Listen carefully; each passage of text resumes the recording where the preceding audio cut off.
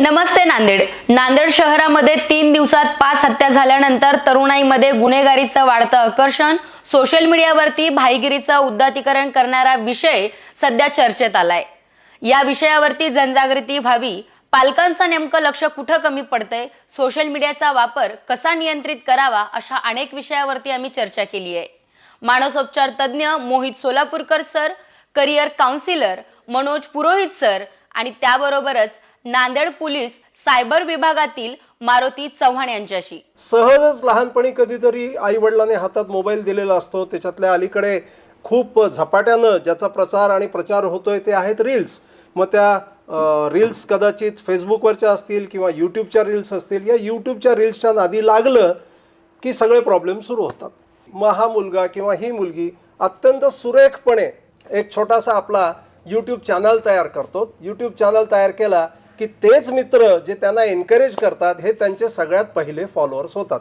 पहिला फॉलोअर मिळाला की याचा उत्साह आणखी वाढतो. मग हे बघायला लागतो की मी हा व्हिडिओ टाकतो त्याला कोण लाईक करतं. आणि आपण सगळेजण जाणतोच की कोणी लाईक करो न करो, आधुनिक मम्मी, आधुनिक पापा किंवा मग आधुनिक मामा मामी काका काकू ही जी मंडळी आहेत, घरचे मंडळी सगळ्यात आधी त्याला लाईक करायला सुरू करतात.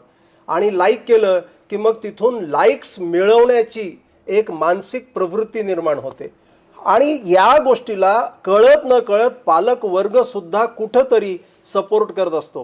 कारण तो पालक जो आपल्या मुलाचा असा व्हिडिओ बघतो त्याने जर वेळीच त्याला थांबवलं की हे बरोबर नाही आणि हे तुला थांबवायला हवं, तर कदाचित ते तेव्हाच थांबू शकतं. इंस्टाग्राम आणि रील हा जो प्रकार आहे हा प्रकार अतिशय घातक आहे असं वाटतं मला. कारण हे 5-5 ते 20-20 सेकंदाच्या ह्या रील्स असतात आणि हे रील्स सरकवत जाताना आपल्या मेंदूला एक प्लेजर मिळत जातं आणि ते प्लेजर अजून हवंय या व्यसनापोटी माणसाचा वेळ कसा वाया जातो हे त्याला कळत नाही.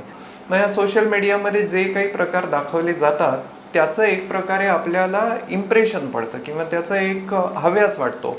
मग ह्याच्यामध्ये तुमची फॅशनसुद्धा आली, जिममध्ये करणारे वेगवेगळे जिम मॉडेल्स, वर्कआउटसुद्धा असतात ते आले, वेगवेगळी व्यसनं आली आणि वेगवेगळ्या व्हिडिओ गेम्स किंवा वेगवेगळे चॅलेंजेस सुद्धा आले. मग ह्याची जेव्हा एक प्रकारची सीमा पार केली जाते, ओलांडल्या जाते, तेव्हा गुंड प्रवृत्ती वाढत जाते. कशामुळे? कारण याच्यामुळे बनत जातो हट्टी स्वभाव, हेकेखोरपणा. तेव्हा हवी असलेली गोष्ट नाही मिळाली तर ते अपयश किंवा ते फ्रस्ट्रेशन जे पचवायची जी एक क्षमता लागते ती क्षमता पूर्णपणे ढासळते. जे नामांकित गुंड आहेत जसे की बिष्णोई आहे, गोल्डी ब्रार आहेत किंवा इतर दुर्लभ कश्यप आहेत किंवा नांदेडमध्ये वेगवेगळे गुन्हेगार, त्यांना ते फॉलो करत आहेत. मुळात जे की चुकीच्या ट्रॅकनं जात आहे. काही मुलं ह्या गुंडांना फॉलो करून ते त्यांच्याप्रमाणे व्यक्त व्हायचा प्रयत्न करत आहेत, प्रदर्शित होण्याचा प्रयत्न करत आहेत. ते स्वतःला नामांकित गुंडांच्या कंपनी मित्र समजत आहेत. त्या ठिकाणी ते काय करत आहेत माहिती आहे का?